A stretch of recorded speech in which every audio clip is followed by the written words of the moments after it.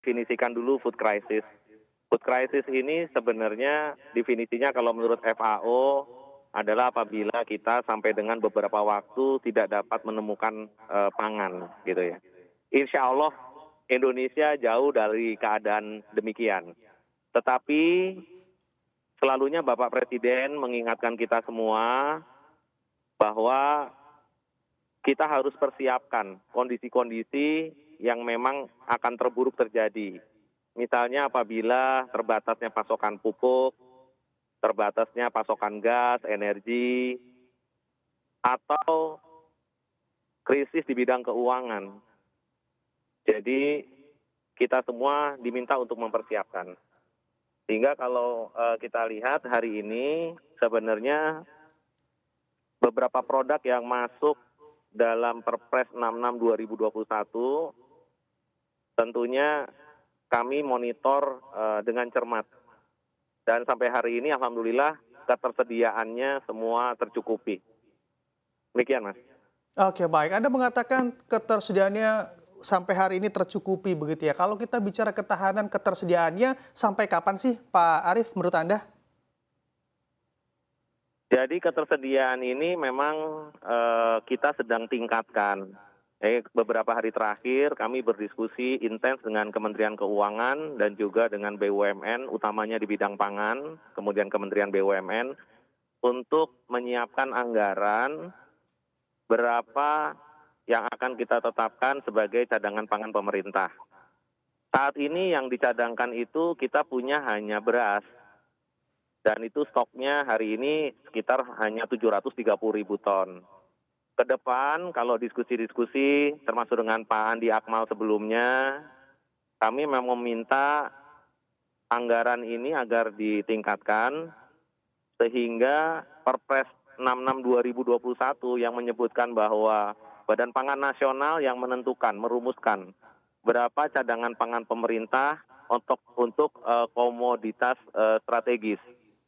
Sehingga nanti padi, jagung, kedelai itu harusnya sudah ada cadangannya di badan usaha milik negara, Bulog. Ya.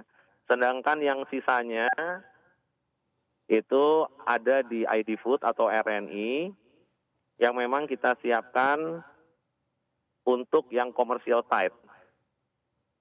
Demikian. Oke, baik. Saya akan beralih ke Pak Andi. Pak Andi, ini kan juga sudah dijelaskan begitu ya berbagai skema yang mana memang untuk mengamankan kondisi pangan kita di tanah air yang tadi dijelaskan oleh Pak Arief. Sebetulnya Anda melihatnya efektivitas dari kebijakan yang di pemerintah begitu yang lakukan ataupun pemerintah yang mana juga saat ini juga concern terhadap kondisi dari pangan kita, Anda melihatnya seberapa efektif, Pak Andi?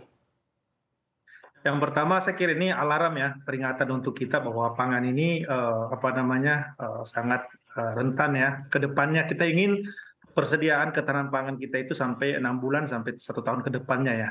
Nah, kalau kita melihat kebijakan selama ini kita melihat bahwa sudah cukup baik ya kita melihat. Cuma kita ingin bahwa antara kebijakan dengan operasional di lapangan itu betul-betul berjalan secara baik ya. Contohnya, seperti Pak Arief katakan tadi bahwa pemerintah punya stok 730.000 ton ya untuk beras ya. Padahal aturannya kan 1 juta ton. Nah, kenapa tidak bisa 1 juta ton? Karena pemerintah dalam ini Bulog tidak bisa membeli gabah petani. Padahal sebenarnya ketersediaan cukup. Bahkan menurut data statistik bahwa kita punya stok 7 juta. Ini artinya bahwa yang dikuasai pemerintah hanya 730.000, sementara lainnya dikuasai oleh swasta dan penggilingan dan masyarakat. Itu satu ya. Jadi kita berharap bahwa semangat pemerintah tadi itu bukan sekedar politis, tapi apa aplikasi di lapangan sehingga harapan Pak Arief tadi sebagai Kepala Badan Pangan Nasional ya yang punya yang merumuskan stok itu betul-betul terjadi gitu. Ya kan? Karena kita melihat bahwa kenapa misalnya ketahanan pangan kita misalnya menurun, salah satunya karena yang selama ini kami kritisi adalah tidak adanya kepastian harga di tingkat petani. Kita melihat contohnya misalnya kenapa jagung saat ini membaik, produksi kita bagus ya, petani sejahtera karena adanya kepastian bahwa jagung tidak boleh dibeli di bawah harga 3.600. Kayak gitu kan?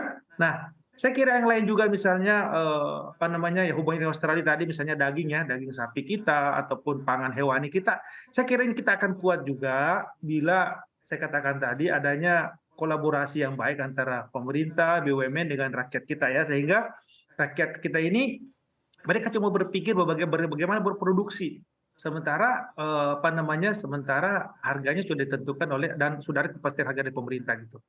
Yang ketiga, saya ingin melihat bahwa memang kita harus hati-hati dengan iklim ini ya, bahwa tentu iklim ini sangat berpengaruh terhadap ketahanan pangan kita ya, karena daerah-daerah tertentu di Indonesia ya mengalami musim hujan yang cukup intens ya, menyebabkan banjir.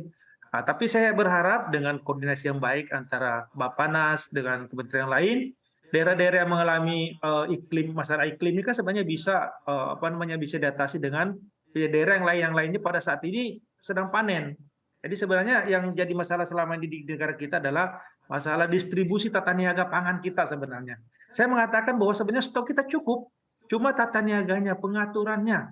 Nah, harapan kita dengan adanya Badan Pangan Nasional inilah yang punya nanti stok pangan dan memastikan di mana barangnya, kemudian di mana yang kurang, di mana yang surplus, sehingga dari Sabang sampai Merauke ini betul-betul terjadi satu keseimbangan gitu. Jadi terjadi ada yang berkelebihan produksi, ada yang kekurangan produksi.